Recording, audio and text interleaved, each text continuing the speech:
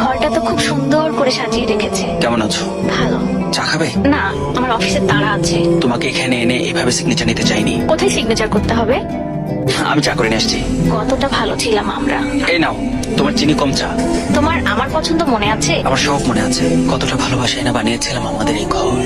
আমাকে ছেড়ে যেও না, আমি খুব একা হয়ে যাব। ঘর অনেক সুন্দরভাবে গুছিয়ে রেখেছো। তুমি কি একটু বেডরুমে আসবে? কেন?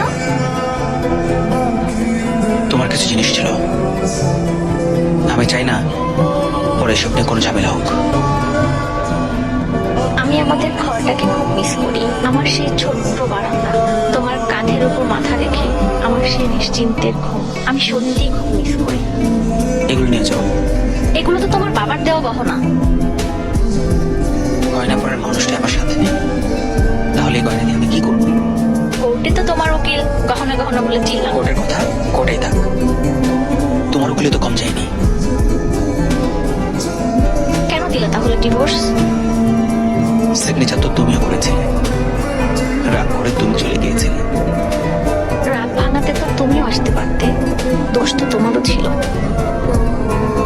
তুমি রান্না করেছো? হ্যাঁ, এখন আমি রান্না করলেও তরকারিতে মাঝে মধ্যে মশলা বেশি হয়ে যায়। শুধু শুধু আমি তোমার উপর চিল্লাতাম, তোমার চাকরির পাশাপাশি ঘর সামলানো। এখন আমি বুঝি আমি কতটা ভুল ছিলাম। তুমি কি খেয়াল করেছো আমি শাড়ি পরে এসেছি? আজও তোমাকে শাড়িতে পৃথিবীর সবচেয়ে সুন্দরী নারী লাগে। ঠিক আছে? ঠিক আছে। আমি অনেক চেষ্টা করছি তোমার থেকে বের হয়ে আসতে, পারছি না। তুমি সবসময় বলতে আমি সবার সাথে রেগে কথা বলি, জানো? এখন আমি সবার সাথে হাসি মুখে কথা বলি, শুধু তোমাকেই খুশি রাখতে পারলাম না। কোথায় সিগনেচার করতে হবে?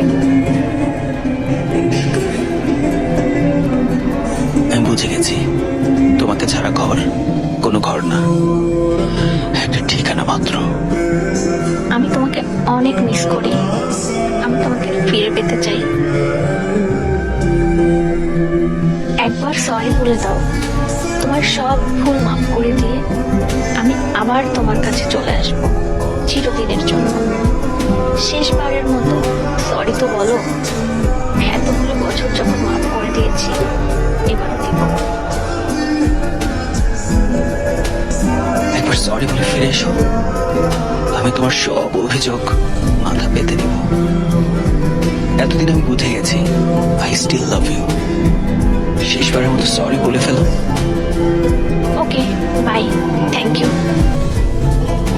আমি তোমার সাথে থাকতে চাই। একটা সরি তো বলার ছিল, বলেই দেখতে। আমি আবার তোমার সাথে বাঁচতে চাই, একটা সরি তো বলার ছিল।